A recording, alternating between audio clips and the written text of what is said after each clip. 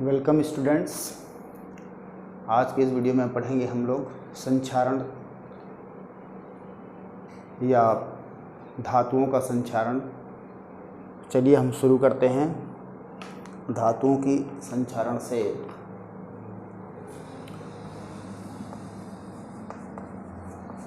धातुओं की संक्षारण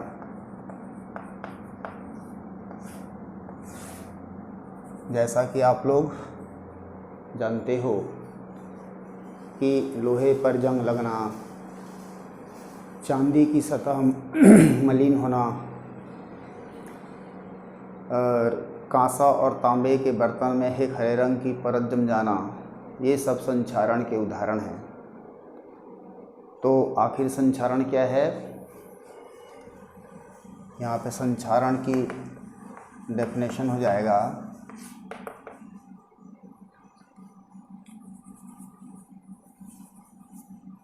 नमी एवं गैस की उपस्थिति में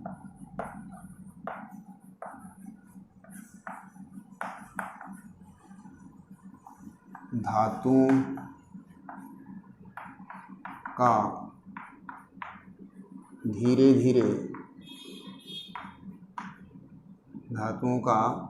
धीरे अवांछित यौगिकों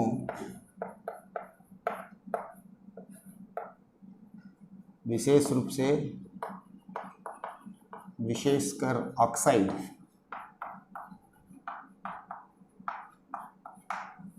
कार्बोनेट भी बनाते हैं कुछ मेटल में बदलना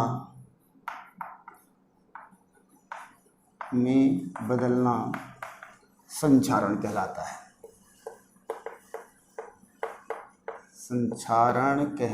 है। अगर इसको हम इंग्लिश में अगर लिखें तो क्या हो जाएगी?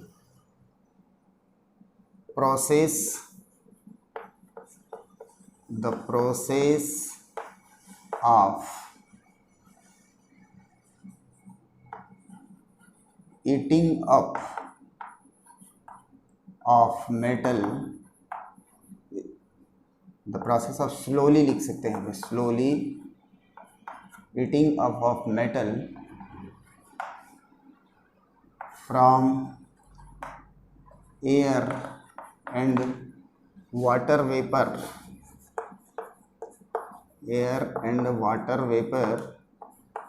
presence in air या atmosphere due to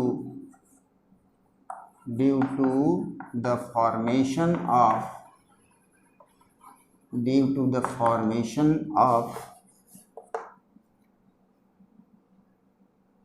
some chemical compound।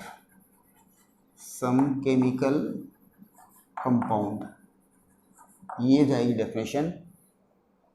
नमी एवं गैस की उपस्थिति में धातुओं का धीरे धीरे संक्षारण या वांछित यौगिकों में बदलना संक्षारण कहलाता है। इंग्लिश में इसको the process of slowly eating up of metal from air and water vapour presence in air due to the formation of some chemical compound.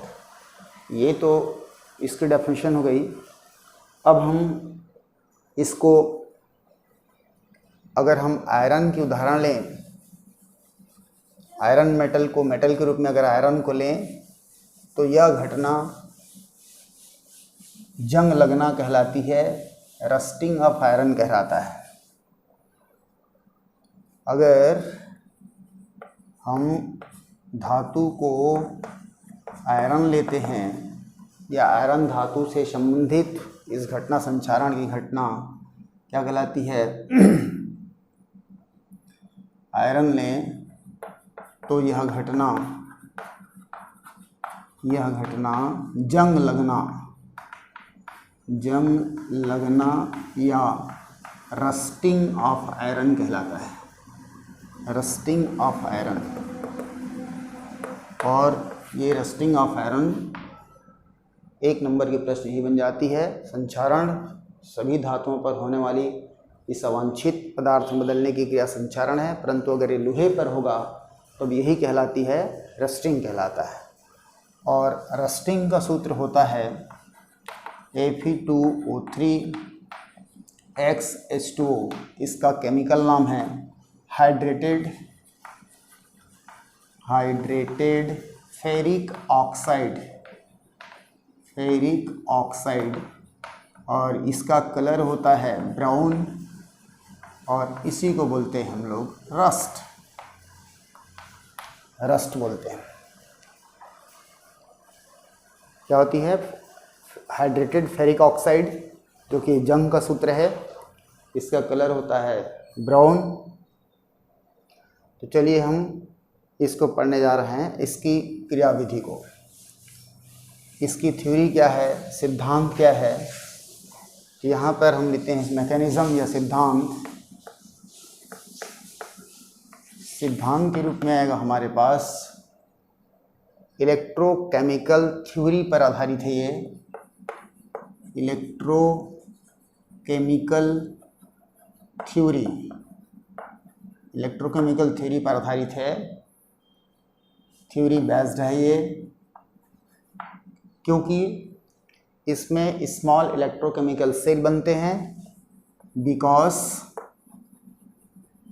Here form small electrochemical cell,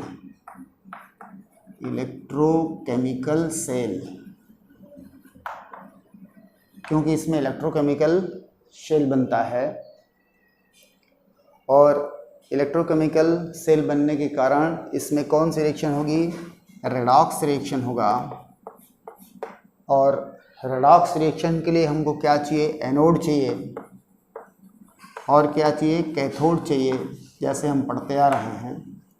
तो यहाँ पर याद रखिएगा कि जो प्योर आयरन पार्ट होता है, pure iron part, ये एनोड का काम करता है, और जो इम्प्योर आयरन होता है, इम्प्योर आयरन वो क्या होती है? कैथोड का काम करता है।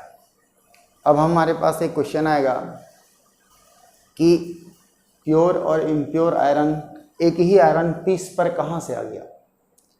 तब यहाँ पर देखो, अगर मैं यहाँ पर आयरन पीस का एग्जाम्पल बनाऊँ, और यदि मान लो इसके सतह पर कुछ ग्रुप्स या खांचे हैं, तो वायुमंडल में क्या रहता है? आपका वाटर वेपर है, और क्या रहती है? कार्बन डाइऑक्साइड रहता है। ये दोनों मिलके बनाते हैं H2CO3। तो यहाँ पर एक और आ गया हमारे पास इलेक्ट्रोलाइट,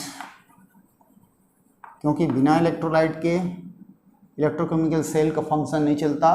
तो इलेक्ट्रोलाइट के रूप में क्या है हमारे पास? कार्बोनिक एसिड है, कार्बोनिक एसिड, जो किससे बन रही है?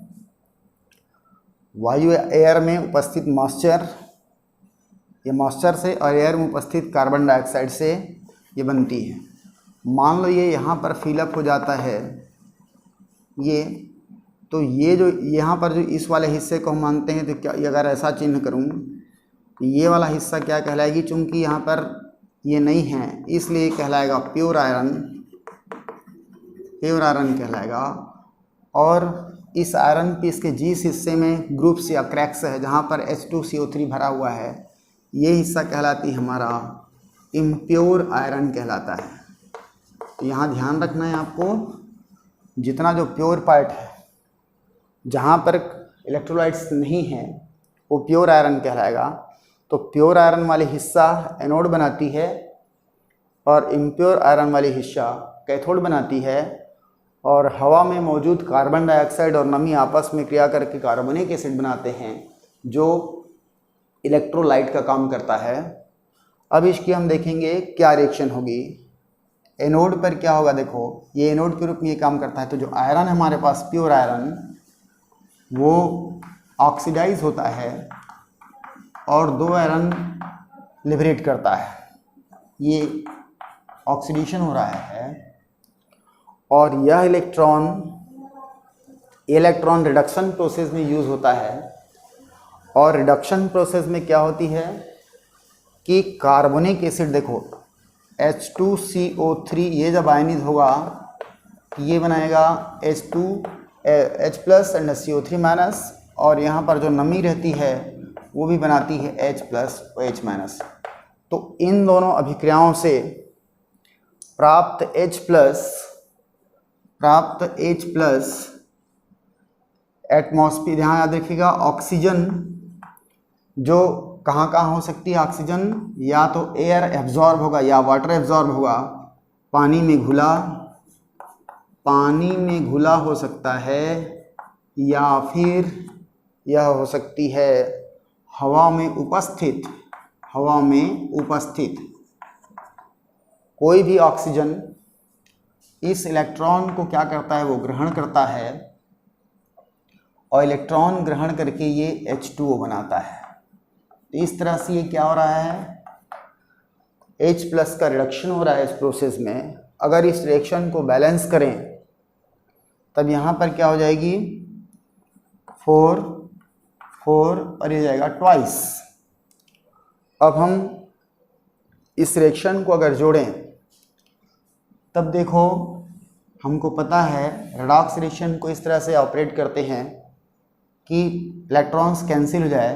तब हमको क्या करना पड़ेगा, इस एनोडिक रिएक्शन पर जो हो रहा है उसको 2 से गुणा करेंगे तो यहाँ से ये कैंसिल हो जाएगा और क्या मिली अपने को 2Fe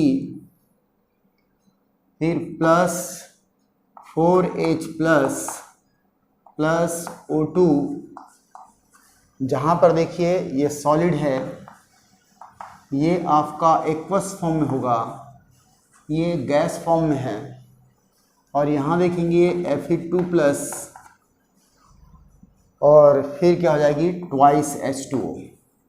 ये है हमारा नेट सेल रिएक्शन।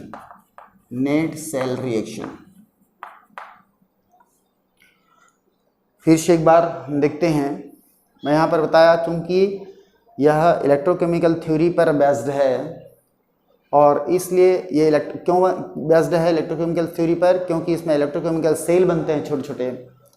सेल के लिए ज़रूरत होती है, रिडॉक्स रिएक्शन होता है सेल में, सेल और इस रिडॉक्स रिएक्शन की ज़रूरत है एक पार्ट एनोड दूसरा कैथोड। तो एनोड के रूप में प्योर आयरन एनोड के रूप में बिहेव करता है और कैथोड के रूप में इम्प्योर आयरन।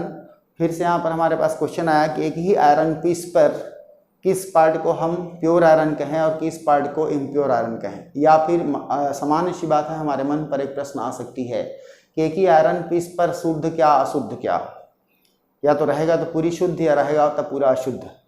लेकिन ऐसा नहीं है, यहाँ पर आपको बताया गया है। अगर हम ये आयरन पीस की डायग्राम बनाएं, इसमें देखो ये हिस्सा इसके सरफेस में क्रैक्स या ग्रुप्स है जो क्या करती है, एटमॉस्फेयर में जो मॉइस्चर रहता है और कार्बन डाइऑक्साइड उससे रिएक्ट करके कार्बोनिक एसिड बनाता है जो इलेक्ट्रोलाइट का काम करता है। और इसलिए जहाँ पर इलेक्ट्रोलाइट्स भर रहते हैं वो पार्ट आयरन का कहलाता है इम्प्योर आयरन, और जहाँ पर ये केसेस नहीं रहती वो क्या कहलाता है प्योर आयरन। या हम कह सकते हैं कि सरफेस पर जितने आयरन होते हैं वो लगभग इम्प्योर हुआ करते हैं, क्योंकि सरफेस की स्ट्रक्चर रफ होती है जिसकी वजह से क्रैक्स और ग्रुप्स रहते हैं, और वहाँ पर ये रिएक्शन होकर के कार्बोनिक एसिड क्या हो जाता है, स्टिक हो जाता है, और इसलिए वो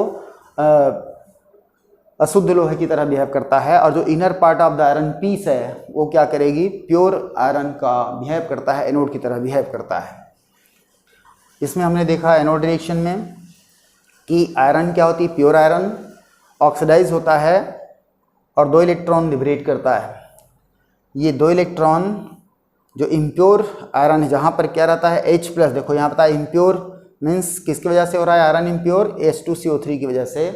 और H2CO3 में देखो यहाँ पर ये आयनाइज होगा तो H प्लस देगा, CO3 माइनस आयन देगा, H2O देगा और H प्लस देगा। तो इनके आयरन से जो H प्लस प्राप्त होता है वो क्या करती है, इस इलेक्ट्रॉन को रिसीव करता है, यहाँ पर ऑक्सीजन लेता है। ऑक्सीजन या तो वाटर में घुली हुई ऑक्सीजन हो सकती है या एटमॉस्फेयर का ऑक्सीजन हो सकता है, उसको लेकर के इलेक्ट्रॉन रिसीव करके वो क्या होता है H2O बनाता है। और इसकी नेट सेल रिएक्शन हमारे पास हो जाती है 2Fe 4H plus O2 and Fe2 plus and twice H2O। अगले स्टेप में अगर देखें हम तो यहाँ पर देखते हैं क्या होता है कि एनोड पर जो बना हुआ Fe2+ है वो फर्दर ऑक्सीडाइज होता है, Fe2+ फर्दर ऑक्सीडाइज होता है और Fe3+ बनाता है, और ये Fe3+ आयरन H2O से रिएक्ट करता है और ये बनाता है Fe2O3.XH2O, जिसको हम रस्ट बोलते हैं, और इसका कलर ब्राउन होता है। और धीरे धीरे ये क्या हो जाती है, लोहा एटिंग अप होने लगता है, ईटन अप होने लगता है, संचारित होने लगता है, नष्ट होने लगता है। 3-4 शब्द हैं इसके लिए। ईटन अप बोल सकते हैं, कंटिन्यूस टेंस में होगी तो ईटिंग अप बोल सकते हैं, कोरोजन बोल सकते हैं, पास्ट टेंस में कोरोड बोल सकते हैं, या फिर संचारित होती है। तो ये तो हो गई संचारण के सिद्धांत जो कि विद्युत रासायनिक सेल से संबंधित है। अब हम देखते हैं फैक्टर्स प्रोटेक्ट द रस्टिंग।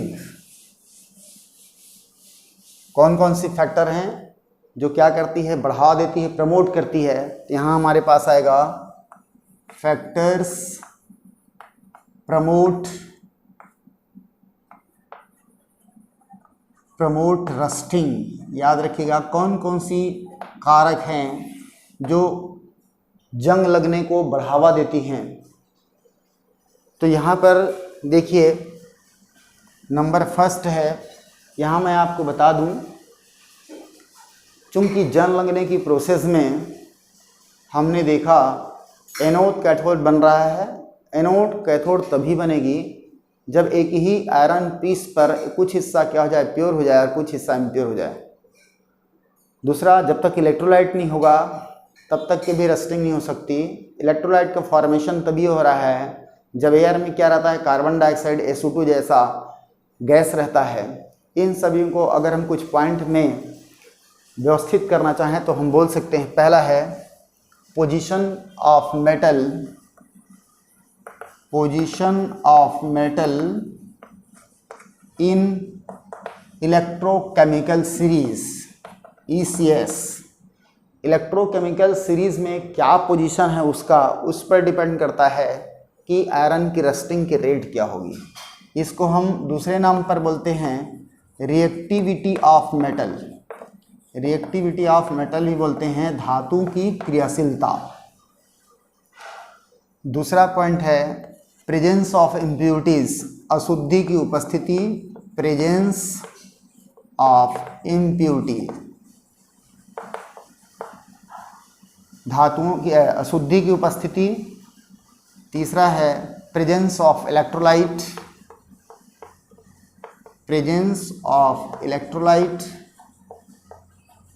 और या विद्युत अपघट्य की उपस्थिति। चौथा है presence of gas and air, presence of gas and moisture in air, हवा में गैस और नमी की उपस्थिति। और पांचवा होती है स्ट्रक्चर ऑफ मेटल सरफेस, धातु की सतह की संरचना पर डिपेंड करता है, धातु की सतह की संरचना। ये 5 फैक्टर्स होते हैं जो धातु की या संक्षारण को बढ़ावा देते हैं, प्रमोट करते हैं, या रेट ऑफ कोरोजन को इंक्रीज करते हैं। तो इसको हम देखने जा रहे हैं पॉइंट वाइज। पहला है धातुओं की क्रियाशीलता, रिएक्टिविटी ऑफ मेटल या position of metal in ECS। यहाँ ध्यान रखिए हमने पढ़ा है इलेक्ट्रोकेमिकल सीरीज। इलेक्ट्रोकेमिकल सीरीज में हमको पता है, देखो कुछ बुक्स हमको बोलता है जो आपको कंफ्यूज करता है, नेगेटिव मार्क्स देता है, 0 होता है, प्लस वैल्यू देता है। और कुछ इलेक्ट्रोकेमिकल सीरीज की हम बात करें, इसी को पलट दें तो यहाँ बॉटम साइड पे नेगेटिव दिखाता है, यहाँ 0 दिखाता है, इधर पॉजिटिव दिखाता है। तो यदि हम इसकी एक्सप्लेनेशन टॉप एंड बॉटम या नीचे या ऊपर की तरह करें तो हमें कन्फ्यूजन हो सकती है। इसलिए अगर आप चाहें तो दोनों में से किसी एक पोजीशन को याद कर लो और फिर कहना बड़ा आसान हो जाएगा। चूँकि एनसीईआरटी बुक में ये इस तरह का नेचर है और ये क्या है, इसकी ऑक्सीडेशन पोटेंशियल है। देखो यहाँ पे ये है ऑक्सीडेशन पोटेंशियल है, ऑक्सीडेशन पोटेंशियल, या इसको बोलते हैं हम लोग लो रिडक्शन पोटेंशियल ही बोलते हैं इसी को, लो रिडक्शन पोटेंशियल। मैं एनसीईआरटी बुक के अकॉर्डिंग चल रहा हूँ। दूसरा देखते हैं हम लोग, ये कहलाएगा हमारा रिडक्शन पोटेंशियल। रिडक्शन पोटेंशियल कहलाता है, या फिर ये कहलाता है हमारा high reduction potential, sorry high reduction potential कहलाएगा, या फिर लो ऑक्सीडेशन पोटेंशियल कहलाता है। दो नाम, ऑक्सीडेशन पोटेंशियल, ध्यान रखिएगा, ये दो नाम से दिया जा रहा है। तो यहाँ पर हम देखते हैं, थोड़ा इसको देख लें, रिमाइंड कर लें। इधर वाले जो एलिमेंट्स होते हैं, जो भी मेटल पाया जाता है, वो हाईली रिएक्टिव होते हैं। मीन्स बॉटम साइड पर जो मेटल जितना इलेक्ट्रोकेमिकल सीरीज में जो सबसे नीचे इसको होता है, या जितना नीचे होता है वह उतना ही रिएक्टिव होता है, और ऊपर जो होते हैं वो कम रिएक्टिव होते हैं। तो यहाँ पर देखो कि जो मेटल इलेक्ट्रोकेमिकल सीरीज में जितना नीचे होगा वह उतना ही क्रियाशील होगा, और उतना ही क्रियाशील होने के कारण उस मेटल की जो रिएक्टिविटी है वो क्या हो जाएगी, उतनी ही अधिक होगी, और इसलिए उस धातु में संचारण जल्दी लगेगा बनिस्पत की ऊपर की ओर। जैसे मान लो यहाँ पर लेते हैं हम लोग, यहाँ पर एक एलिमेंट है, यहाँ पर एक एलिमेंट है, इसको आप ए मानते हो, इसको बी मानते हो, तो ए ज़्यादा रिएक्टिव है बी से, इसलिए ए की जो जंग लगने की दर है वो बी की तुलना में क्या हो जाएगी, ज़्यादा हो जाएगा। इस तरह से हम इसको समझ सकते हैं। तो हमारे पास क्या आया कि reactivity of metal, reactivity of metal अगर इंक्रीज होती है तो rate of rusting, rate of rusting क्या हो जाता है, इंक्रीज हो जाता है। रेट ऑफ रस्टिंग इंक्रीज हो जाता है। अगर हमको इलेक्ट्रोकेमिकल सीरीज में, फिर से यहाँ एक थोड़ा सा क्वेश्चन रख रहा हूँ। मान लो हमारे पास एक मेटल ए की बात कर दूँ, इसका इलेक्ट्रोड पोटेंशियल है सपोज -0.76 वोल्ट है, और दूसरा हमारे पास है -0.44 वोल्ट है। तब हमसे अगर पूछे कि इस धातु में, अच्छा यहाँ आपको बता दूँ, ये होता है जिंक का और ये होता है आयरन का, तो इन दोनों में कौन जल्दी रस्ट होगा, तो हम निश्चित रूप से बोलेंगे कि आयरन के रिस्पेक्ट में जिंक जल्दी रस्ट होगा, जल्दी संचारित होगा, क्योंकि इसकी रिएक्टिविटी ज़्यादा है। इस तरह से आप अन्य प्रश्नों को उत्तर भी दे सकते हैं। अब हम चलते हैं presence of impurities. Presence of impurities में आपने देखा है, चूंकि रस्टिंग की प्रोसेस इलेक्ट्रोकेमिकल सेल बेस्ड है, और इलेक्ट्रोकेमिकल सेल रिएक्शन तब तक नहीं होती जब तक इलेक्ट्रोलाइट नहीं होता।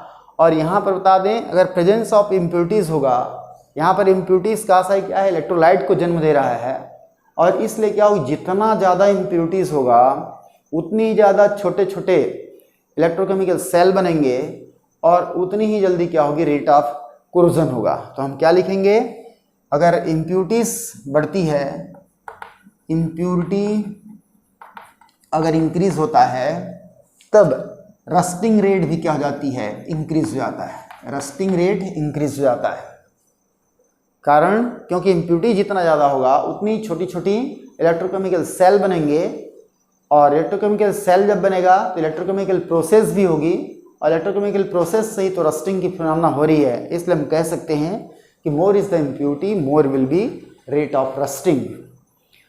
तीसरा है प्रेजेंस ऑफ इलेक्ट्रोलाइट।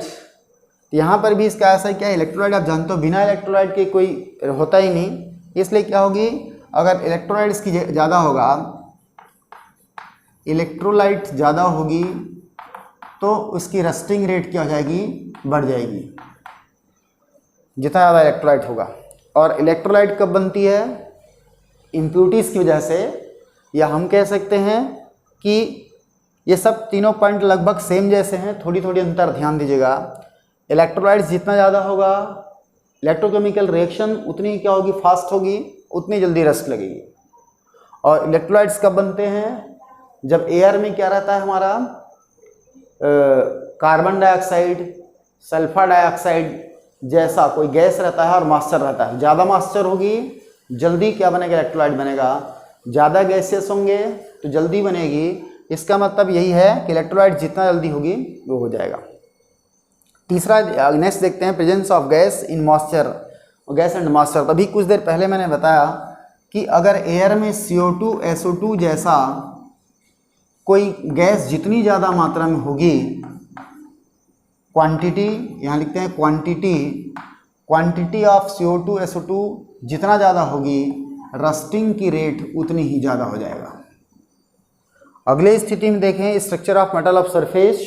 चूंकि आप देख रहे हो मेटल पीस इम्प्योर तभी बन रहा है जब उस ग्रुप से क्रैक्स पर इलेक्ट्रोलाइट्स फिलअप हो जा रहा है, स्टिक हो जा रहा है।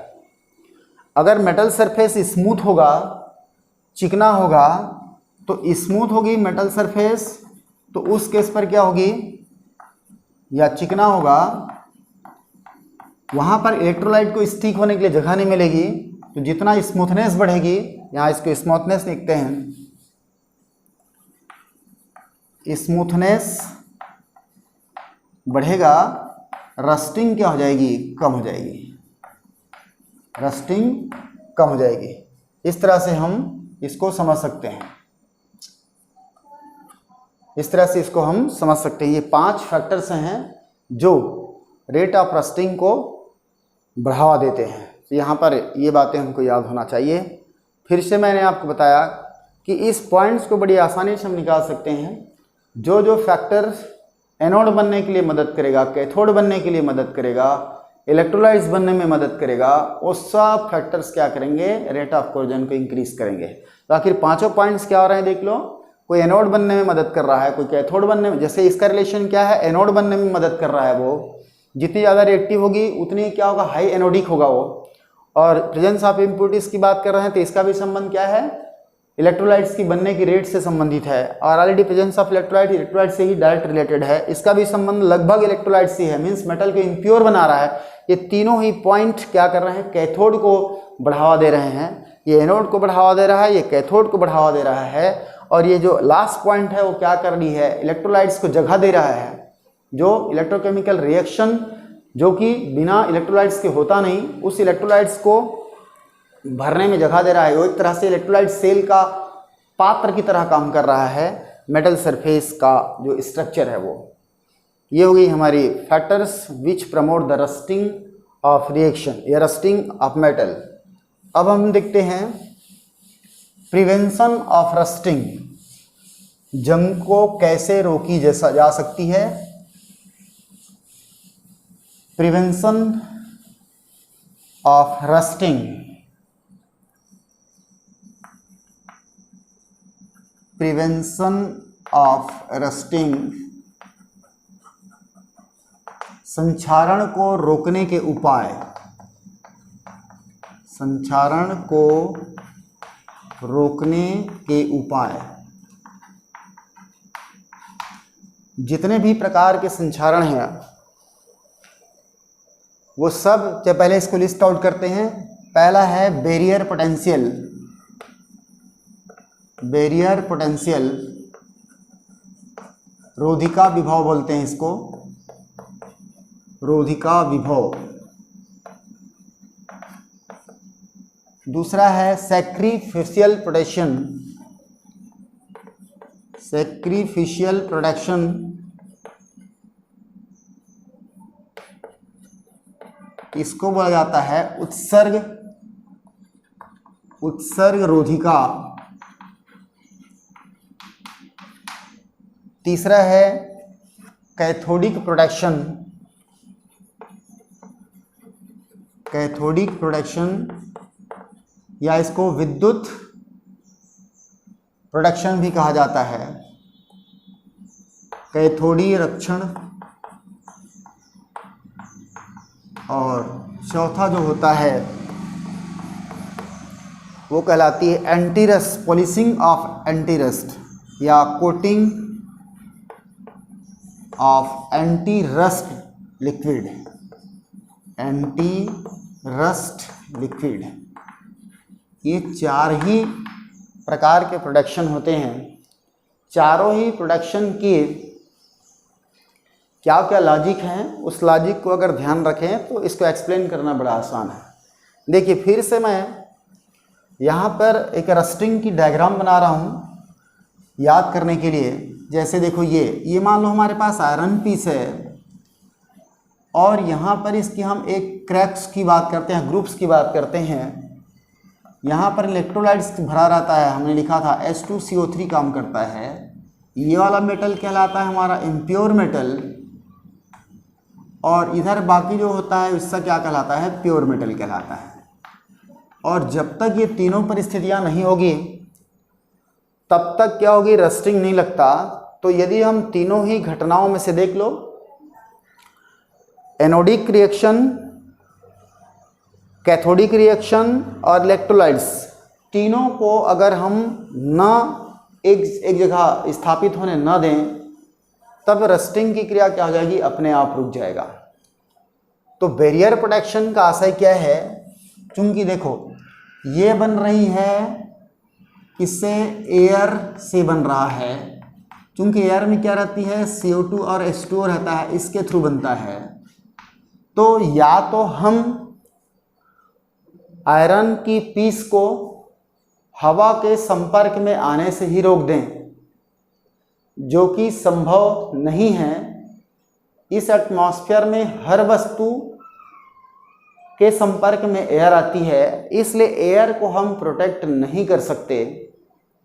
हाँ, इतना कर सकते हैं कि अगर इसकी सरफेस, देखो यहाँ पर ये जगह मिल रहा है एयर को ठहरने का, किसके कारण, ग्रुप्स के कारण, खांचे के कारण। तो अगर खांचा को भर दें हम किसी चीज़ से तो एयर तो आएगा कांटेक्ट में, सरफेस में, लेकिन चूंकि उसको ठहरने के लिए जगह नहीं मिलेगा, इसलिए क्या हो जाएगी, वो स्वीप आउट हो जाएगा, फ्लो आउट हो जाएगा। तो हमारा ये जो रोधिका पोटेंशियल का मतलब वही है, यह क्या करती है, मेटल सरफेस को एयर के कांटेक्ट से बीच में क्या करती है, बैरियर लगाती है। मतलब मेटल सरफेस और एयर के बीच का जो इंटर सरफेस है, उस इंटर सरफेस पर बैरियर लगाती है। यहाँ पर देखिए ये ऐसा हो जाएगा, मान लो आयरन पीस है और ये अगर हम एयर की बात करते हैं, ये एयर है और ये हमारा आयरन पीस है, तो इस बीच में हम क्या करते हैं, अगर बैरियर लगा दें, जिससे क्या होगी, ये बैरियर लगाते हैं हम लोग, तो बैरियर लगाने से क्या होगी, एयर इसके सरफेस पर आएगा ही नहीं, और न ही इस टाइप की घटना होगी और न ही रस्टिंग लगेगा। इसलिए यहाँ पर इसके लिए किया गया, क्या कर सकते हैं, पहला, मेटल की सरफेस को स्मूथ बनाने के लिए हमारे पास क्या क्या उपाय हो सकते हैं। तो पहला स्थिति क्या हो जाएगी, मेटल की सरफेस चिकना होना चाहिए, स्मूथ सरफेस होना चाहिए। और अगर मान लो किसी इंडस्ट्री से बन के आया है मेटल जिसका सरफेस ऑलरेडी अनइवन है, क्रैक्स है, दरार से है, मीन्स रफ है, तो उसको हम स्मूथ तो घिस के नहीं कर सकते। इसलिए वहाँ पर दूसरी स्थिति क्या होगी, या तो बनाते समय क्या करना पड़ेगा, मेटल की सरफेस को स्मूथ बनाना चाहिए। दूसरी स्थिति क्या होगी, इस पर हम क्या कर दें, मेटल के सरफेस पर पेंट कर दें। तीसरी स्थिति क्या होगी, पेंटिंग ऑफ मेटल सरफेस, ध्यान दीजिएगा, painting of metal surface. Metal surface को पेंट करके भी हम उसकी खांचे को बंद कर सकते हैं। तीसरा है आयलिंग या ग्रीसिंग करके, सतह पर आयल या ग्रीस लगाकर, आयल और ग्रीस लगाने से यद्यपि हम उसके खांचे को भर नहीं पाएंगे, फिर भी अगर एयर उस कांटेक्ट पे आएगा इस अगर खांचे में आता है तो चूंकि यहाँ पर ये जो इसका नेचर क्या होती है, हाइड्रोफोबिक होता है, आयल और ग्रीस का नेचर, और हाइड्रोफोबिक होने की वजह से, और एयर में जो नमी होती है वो हाइड्रोफिलिक होता है, तो हाइड्रोफोबिक होने की वजह से वह मेटल सरफेस तक आ ही नहीं पाएगा और इसलिए इलेक्ट्रोलाइट्स बन नहीं पाएगा और इलेक्ट्रोकेमिकल रिएक्शन आगे नहीं हो पाएगी और रस्ट नहीं हो पाएगा। और चौथी पांचवी हमारे पास क्या हो सकती है, यहाँ पर एंटी रस्टिंग मेटल या लेस कोरोड मेटल का लेप लगा करके, मेटल का लेप लगाकर, ये इतने हमारे पास बैरियर प्रोटेक्शन है। मतलब हम क्या कर रहे हैं, मेटल की सरफेस को अवरोध डाल रहे हैं ताकि हवा उसके सरफेस तक ना आए। और यह हम कर सकते हैं देखो 4 तरीके से। पहला तरीके से अगर सरफेस स्मूथ बनाते हैं तो स्मूथ सरफेस पर हवा तो आएगी टच में, पर वह स्वीप आउट हो जाएगा, उसको ठहरने के लिए मौका नहीं मिलेगी। दूसरी स्थिति पेंटिंग ऑफ मेटल सरफेस, अगर मेटल सरफेस को पेंटिंग करते हैं तो उसकी ग्रुप्स क्या हो जाएगी, भर जाएगा और सतह क्या हो जाएगी, चिकनी हो जाएगा, इसलिए एयर वहाँ पर स्वीप आते ही स्वीप आउट हो जाएगा। सतह पर आयल या ग्रीस लगाएंगे तो चूंकि हाइड्रोफोबिक नेचर रखता है इसलिए एयर को, मॉइस्चर्ड एयर को सरफेस में आने ही नहीं देगा। और यहाँ पे लेस कोरोड मेटल का लेप लगाकर, अगर लेस रिएक्टिव मेटल का अगर लेप लगा देते हैं तब वह क्या करेगा, एयर के कांटेक्ट में लेस मेटल आएगा, लेस कोरोड मेटल आएगा, और वह क्या होगी, अगर होती भी है ऑक्सीडाइज होती भी है तो नीचे का जो आयरन है वो क्या रहेगी, बची रहेगी। इस तरह से 4 तो हमारे पास हैं बैरियर प्रोटेक्शन से रिलेटेड प्रोटेक्शन है। दूसरा देखते हैं हम लोग सैक्रिफिशियल प्रोटेक्शन। ये बहुत मज़ेदार चीज़ है, इसको हम समझते हैं। एक तरह से हमारे देश के जो जवान होते हैं बेचारे वो शहीद हो जाते हैं लेकिन देश को क्षति होने नहीं देते। ठीक उसी प्रकार यहाँ पर अगर मेटल के सरफेस में, ये मान लो मेटल है और मेटल की सरफेस में अगर हाई रिएक्टिव मेटल, ध्यान दीजिएगा, इस मान लो आयरन है तो आयरन के सरफेस में अगर हाई रिएक्टिव मेटल या जिस मेटल पर को कोरोड से बचाना है उस मेटल के तुलना में अधिक क्रियाशील होना चाहिए। यहाँ लिखेंगे इसको अधिक क्रियाशील धातु, अधिक क्रियाशील धातु की अगर कोटिंग की जाती है तब यहाँ पर चूंकि अधिक क्रियाशील है इसलिए यह जल्दी ऑक्सीडाइज होगा। मान लो इस पर हम जिंक की लगाते हैं, जिंक, यहाँ जिंक का कोटिंग करते हैं तो देखिए ध्यान, जिंक जो है, जिंक Zn2+ एंड 2e- में होता है और इसकी जो पोटेंशियल होती है -0.76 वोल्ट होता है। और आयरन की अगर बात करें तो यहाँ Fe2+ 2e होता है और इसकी वैल्यू होती है -0.44 वोल्ट होता है। तो उस केस में यहाँ पर ये हाईली रिएक्टिव मेटल है तो यहाँ पर जब एयर आएगा, यहाँ से अगर एयर आती है तो एयर क्या करेगा, सबसे पहले जिंक पर प्रभाव डालेगा और जिंक क्या हो जाएगी, ऑक्सीडाइज हो जाएगा।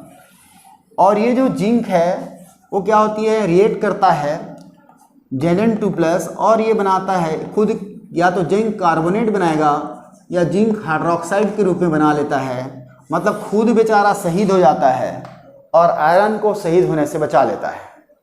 ये उत्सर्ग सैक्रिफिशियल प्रोटेक्शन की बात की जा रही है। तो यहाँ पर हमने देखा कि अगर जिस धातु को संक्षारण से रोकना है उस धातु की सतह पर उससे अधिक क्रियाशील धातु की अगर परत चढ़ाते हैं तो यहाँ पर एयर के कांटेक्ट में अधिक क्रियाशील धातु आता है और वह ऑक्सीडाइज हो जाता है और आयरन क्या रहती है, अनअफेक्टेड रहता है और इस तरह से वह धातु आयरन जंग होने से बच जाती है।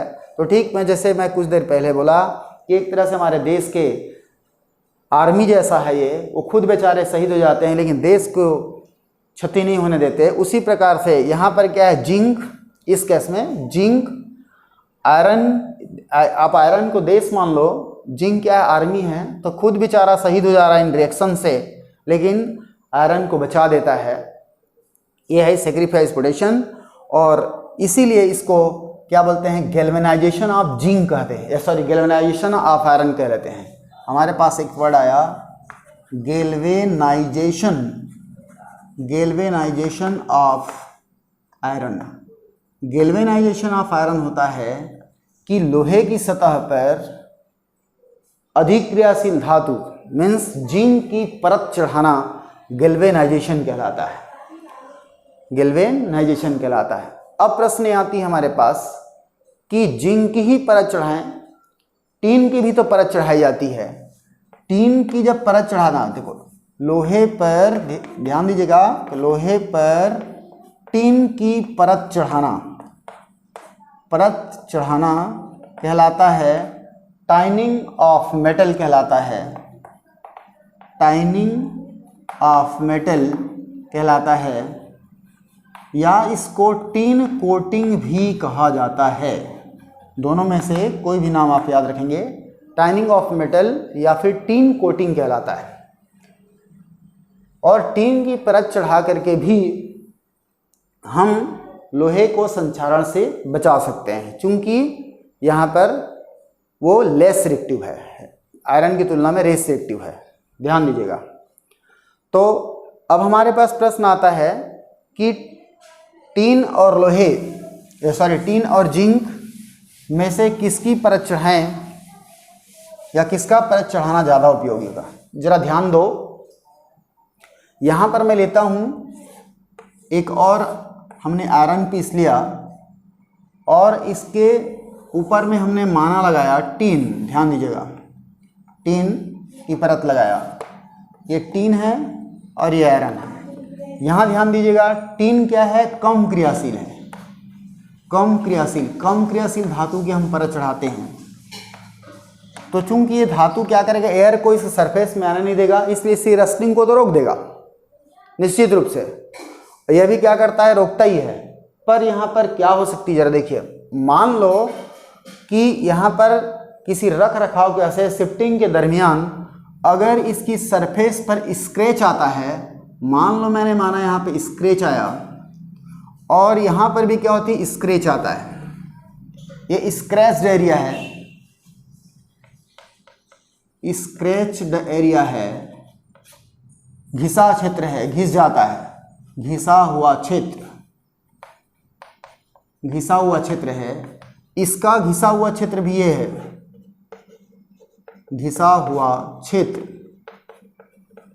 अब हम देखते हैं कि यहां पर देखो, यदि घिसा हुआ क्षेत्र है मतलब वहां से जिंक का परत हट गया, तो एयर क्या होगी, यहां पर आएगी, इंटर मारेगा एयर, और एयर आएगी तो चूंकि देखो आयरन क्या होगी, रस्ट होने का प्रयास करेगा, और जिंक तो रस्ट होता ही है, जिंक ऑक्सीडेशन भी होगा और आयरन का ऑक्सीडेशन होगा, और इस परिस्थिति में इन दोनों के बीच ऑक्सीडेशन की कंपटीशन होने लगेगा।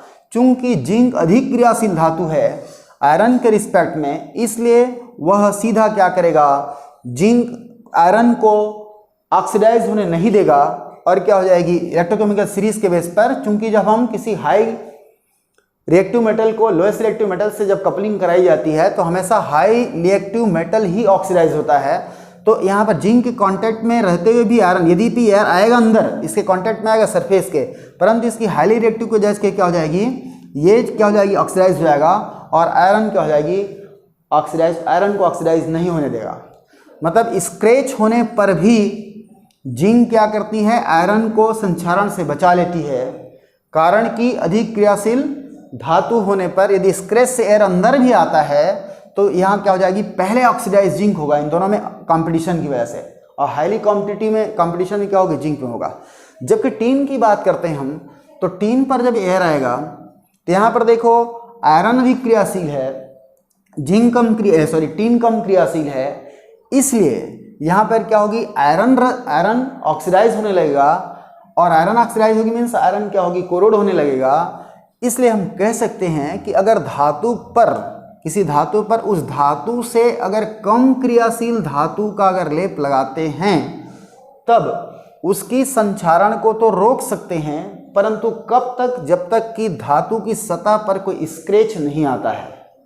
लेकिन अगर धातु की सतह पर उस धातु से अधिक क्रियाशील धातु का लेप चढ़ाया जाता है तो यह तो प्रोटेक्शन तो करेगा ही, परंतु अगर स्क्रैच भी आता है तब भी क्या करता है, वो उस धातु को संक्षारण से बचा लेता है। इसलिए लोहे पर टीन की तुलना में जिंक का परत चढ़ाना ज़्यादा अच्छा होता है, टीन का परत चढ़ाना ज़्यादा अच्छा होता है। ये हो गया हमारा सैक्रिफिशियल प्रोटेक्शन। तीसरा है कैथोडिक प्रोटेक्शन। कैथोडिक प्रोटेक्शन में क्या करते हैं हम, यहाँ पर एनोड आयरन को देखो, आयरन क्या होता है, ऑक्सीडाइज Fe2+ और 2e के रूप में होता है। अगर इसके बगल में हम क्या करें, इससे हाईली रिएक्टिव मेटल को अगर डाल दें, जैसे देखो यहाँ ये जो यूज होता है दो चीज़ों में, एक तो सबमराइन में होता है, सबमराइन, और दूसरा क्या है, जो पाइप है जमीन के अंदर गड़ी हुई रहती है, जमीन के अंदर गड़ी हुई पाइप, इसकी अगर हम बात करें, चूंकि ये दोनों क्या होते हैं, नमी के कांटेक्ट में हमेशा रहते हैं। बाहर में रखा था तो सीजनेबल होता है, लेकिन ये तो हमेशा क्या होते हैं, वाटर के कांटेक्ट में रहते हैं, इससे इन पर जंग लगना ज़्यादा आसान है। तो इनको जंग लगने से बचाने के लिए क्या की जाती है, तो यहाँ पर देखो, यहाँ क्या करते हैं, ये मान लो आयरन का पीस है, मान लो एक पाइप लेता हूँ मैं, ये पाइप है धरती के अंदर गड़ी है मान लो, या कोई सबमरीन का पार्ट है जो कि वाटर के कांटेक्ट में है, ये क्या है, हमारा आयरन है। और यहाँ क्या करते हैं, इसके साथ जोड़ करके ना एक इससे अधिक रिएक्टिव मेटल, मान लो मैग्नीशियम की ब्लॉक से जोड़ दिया जाता है, मैग्नीशियम की ब्लॉक से इसको जोड़ दिया जाता है। बीच बीच में अगर हम मैग्नीशियम की ब्लॉक से जोड़ देंगे तब ये क्या हो जाएगी, चूंकि मैग्नीशियम अधिक क्रियाशील है आयरन से, इसलिए मैग्नीशियम क्या होगा, एनोड का काम करेगा, और आयरन क्या हो जाएगी, वहाँ पर ऑक्सीडाइज नहीं हो पाएगा, और इस तरह से यह पाइप या आयरन पीस क्या हो जाएगी, जंग लगने से बच जाएगी। तो धरती के अंदर गड़ी हुई पाइप में लंबे अरसे के बाद भी जंग नहीं लगती, इसका कारण भी है कि थोड़ी थोड़ी लंबाई पर क्या करते हैं, उसको मैग्नीशियम या हाईली रिएक्टिव मेटल्स की ब्लॉक से कनेक्ट कर दिया जाता है, और हाईली रिएक्टिव मेटल की ब्लॉक से कनेक्ट करने पर ये पाइप भी क्या होती है, मैग्नीशियम की तरह बिहेव करेगा, और जैसे ही यहाँ पर एयर आएगा, मीन्स नमी आएगी, तो पहले ये ऑक्सीडाइज होगा और आयरन को क्या होगा, ऑक्सीडाइज होने से बचा लेता है, और इस तरह से लोहे पर जंग नहीं लगती है। ठीक यही घटना आपकी सबमरीन या समुद्री जहाज़ों पर होती है। उसके बाद हम देखते हैं अगला, और इसका लास्ट प्रोडक्शन है, जिसको बताए थे हम, एंटी रस्ट लिक्विड का कोटिंग करके, एंटी रस्ट लिक्विड का कोटिंग। यहाँ पर याद रखिएगा एंटी रस्ट लिक्विड क्या है, तो अल्कलाइन जो फॉस्फेट लवणस होते हैं, अल्कलाइन फॉस्फेट्स और क्रोमाइट या क्रोमेट जो साल्ट होते हैं, वो एंटी रस्ट कहलाते हैं। मान लो यहाँ पर सोडियम फॉस्फेट की बात करें, अल्कलाइन सोडियम फॉस्फेट या सोडियम क्रोमेट की बात करें, तो उस परिस्थिति में ये क्या होते हैं, अल्कलाइन मीन्स क्षारीय, यहाँ याद रखिएगा, क्षारीय धातुओं के फॉस्फेट या उसके क्रोमेट एंटी रस्ट लिक्विड कहलाता है। इसको क्या की जाती है, इसका लॉजिक क्या है, जरा देखो। पहले तो बता दूं कैसे करते हैं। तो यहाँ पर सबसे पहले जिस धातु की पीस को रस्ट होने से बचाना रहता है, उस धातु की पीस को हम किसमें डुबा देंगे, ये अल्कलाइन सोडियम फॉस्फेट मान लो, अल्कलाइन सोडियम फॉस्फेट के सॉल्यूशन में डुबा दिया जाता है, और सॉल्यूशन में डुबाने से इसके ऊपर, ये मान लो अगर आयरन का पीस है तो इसके ऊपर हो जाएगा हमारा अल्कलाइन का एक पतला सा फिल्म बन जाएगा, अल्कलाइन का एक पतला सा फिल्म बन जाएगा। ये है हमारे पास अल्कलाइन Na3PO4, और अर्थात धातु की सतह क्या हो जाएगी, क्षारीय हो जाएगा। अल्कलाइन का मतलब क्षारीय है। ऐसा करने से, डुबा के सुखा देने से उसकी जो सतह होती है वो क्या हो जाती है, क्षारीय हो जाता है। और क्षारीय होने की वजह से, चूंकि रस्टिंग की फिनोमेना में इलेक्ट्रोलाइट से ही, देखो याद रखो, रस्टिंग की फिनोमेना की हम थ्योरी देखा तो रिडक्शन स्टार्ट होती थी कहाँ से, H+ से। H+ इसका बिहेवियर क्या है, एसिडिक है।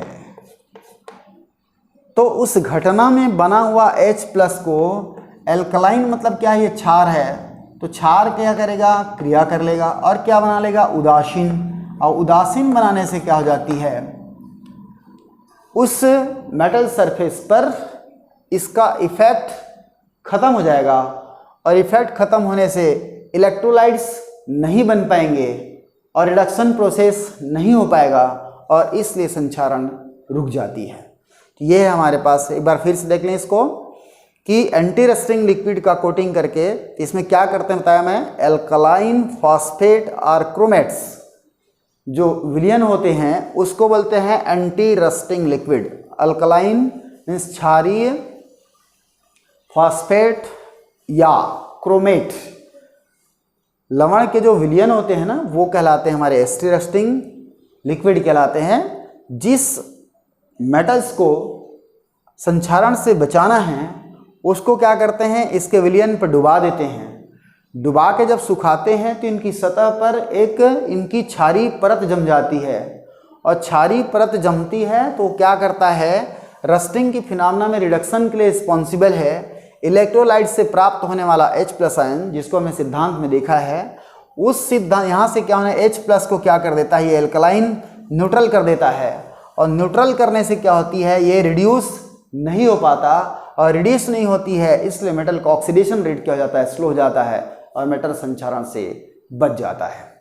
ये तो हो गई मेटल कोरिजन। आज के वीडियो में इतना ही, पढ़ते रहिए, तब तक आगे बढ़ते रहिए।